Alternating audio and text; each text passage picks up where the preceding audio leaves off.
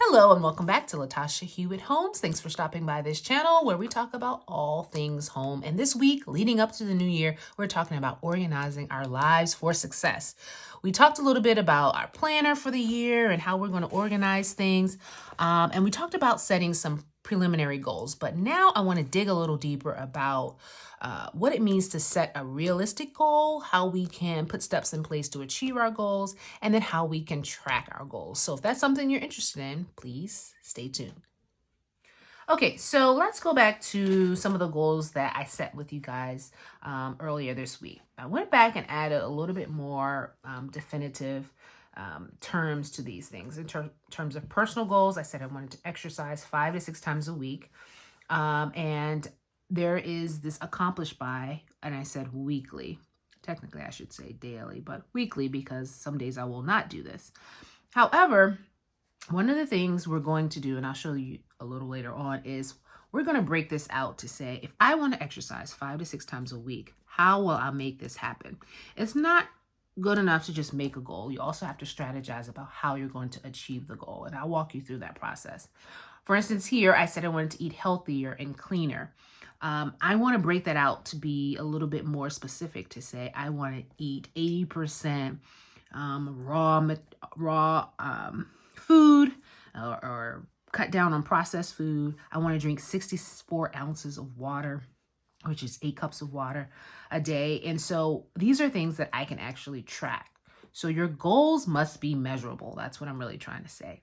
If I say I want to do self-care monthly, I'm putting in place 1, 2, 3, 4, 5, 6, 7, 8, 9, 10, 11, 12, one for every month of the year. And when I accomplish that, I will be able to check it off. I can say that I did those things. So I'm putting things in place where I can make sure I'm accomplishing my goals. I said I wanted to read 10 books. I've already numbered 1 through 10 here so I can fill in the book that I read. I'm setting myself up for success by being specific about what I want to achieve and then putting some level of accountability in place for me to track what I'm doing. And so this is an example of something you can do with your goals as well. For instance, under family, friends, and relationship goals, I said attend 4 activities with friends or family. I really said earlier that I wanted to do more, enjoy life more, get out there and do some of the things that I like to do. And so I'm saying 4 things, and I've numbered 4 things. So I must write them in as I accomplish them. And so this is a way of me setting some intentionality behind the goals that I say I want to do.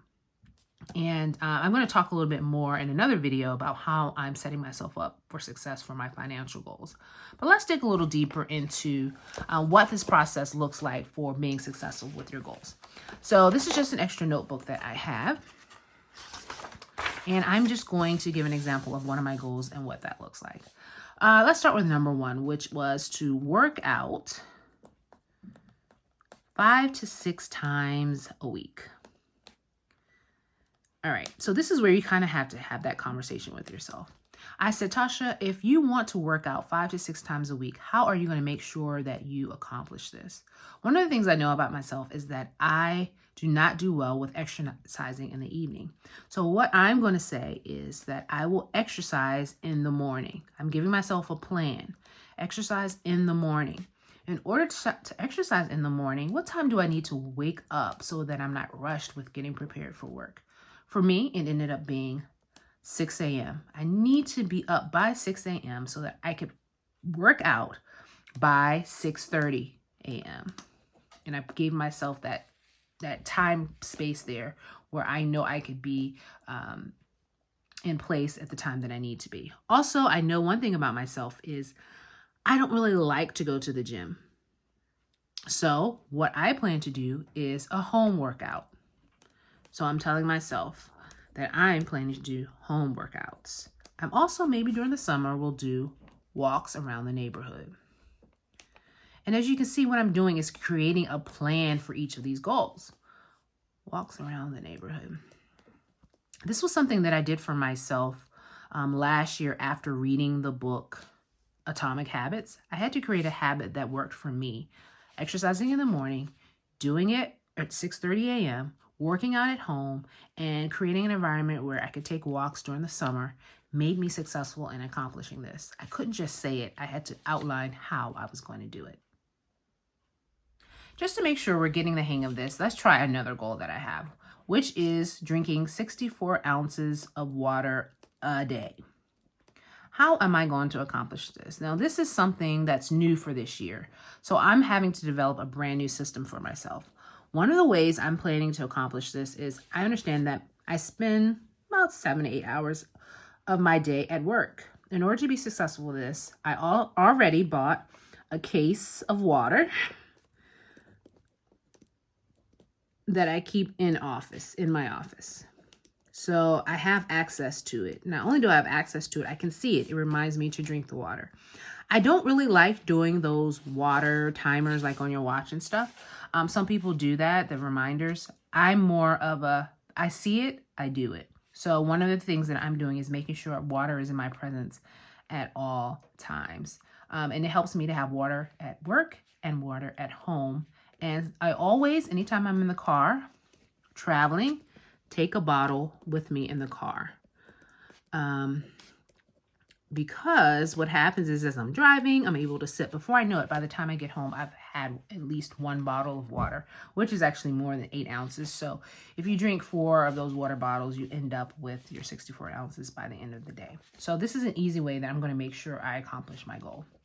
If you want to go even deeper, you could talk about what times of day you're going to drink these cups of water. But for me, I don't really need to go that granular. I think by putting these in place, I'll be fine. Let's try one more. I said that I wanted to read 10 books. Okay. In order for me to accomplish this, one of the things I do is I identify books that I want to read ahead of time. So I do this by searching online, asking friends for recommendations, which I did last year. I put it in a Facebook post. Some people put some books that they loved in there. I looked them up. I didn't necessarily want to buy all of these books because I also have financial goals. So what I did was I checked them out of the local library. So I looked at my list, see if they had them at the local library, and then I reserved them. And the good thing about this in accomplishing this goal is when you check out books from the library, they always have a date where you have to return them, right? That helps you be accountable not only to your goal, but also I need to get this back before it expires so that I won't be fined. So it's a double incentive for me. And this is one of the ways I was able to accomplish reading 6 books, I said last year. Because I was able to read 10, I increased the number of books I wanted to read this year to 10 because I have a system in place that works. And when I talk about tracking, I'll share with you how I was still able to go a little further with this. But one of the things I did beyond this point was I decided what time of day I would read. So I put in my schedule to read before bed because for me, that was a good wind down.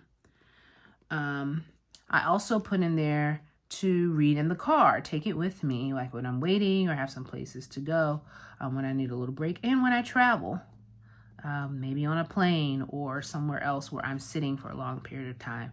And doing that, having those designated times where I was going to read, I knew that I was going to accomplish my goal. And I also tracked it daily, and I'll talk about that. Because I realized that if I wanted to accomplish this, I probably needed to start reading a book every day.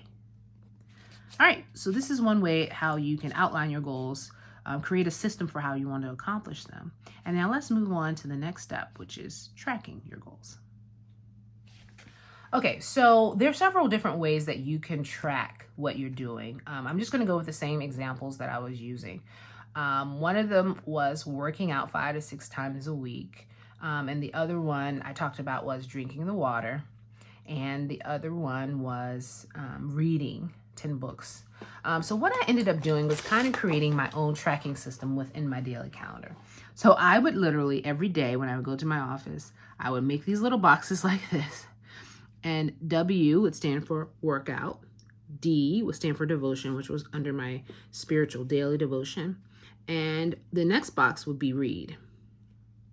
And I would always put all 3 of these boxes every day. Now, someone may say, oh, writing that every day may be annoying. But for me, it added an extra layer of accountability. And in doing so, I had to look back at whether I had an X there or a check there. And because I wanted to see the checks in my daily schedule, it made me stay more accountable to making sure that I did it. And if I didn't see one or had a blank or an X, I was like, nope, that's not going to happen to me again. Tomorrow I'm going to do it. And so I needed that daily accountability to build that habit for myself. So now that I've really accomplished doing well with these areas, I may not need to track daily. You may get to the point where you only need to track weekly, and you can determine that based on your success. Another goal that I had that I don't have here is I was trying to grow my YouTube channel, which I did. I grew it, doubled my subscribers, still trying to grow it. And so I would track my subscribers each day. Why would I do that? Because I kind of wanted to see what would cause it to jump so I could stay more aware. I also, at that time, was trying to lose weight. So I would track my weight daily.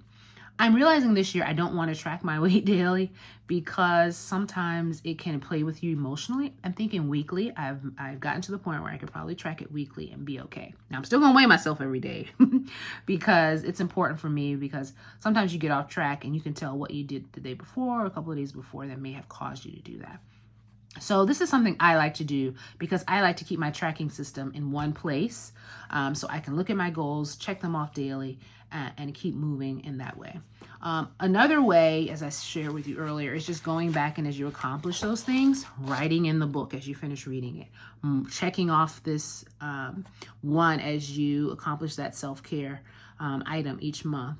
And with the water, if that's something that, of course, will probably be added here in terms of, did I drink my H2O for today? And you'll be able to check it off. And it's great to kind of have that with you daily to make sure you're being very intentional. There's also another option. This is something that my daughter, Kaden, loves to do, and she has a designated habit tracker. So this is really cool.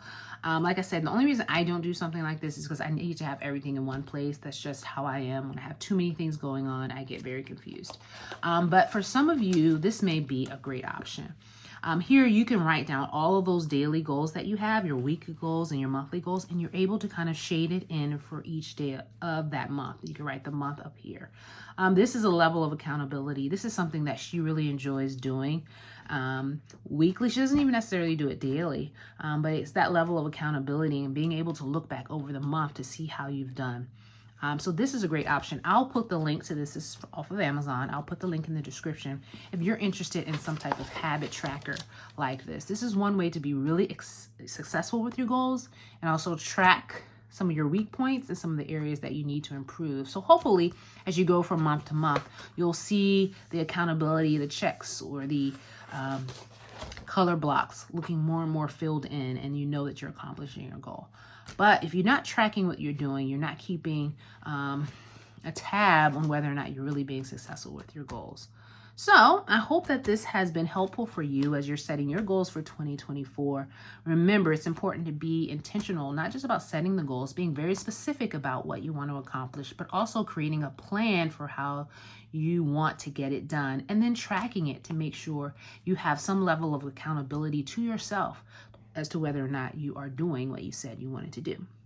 All right, well, thanks for tuning into this video. If you liked it, don't forget to hit that little like button. And if you haven't already, go ahead, subscribe to the channel. We have more coming up this week as we plan to organize our lives for 2024. Thanks for watching. See you tomorrow.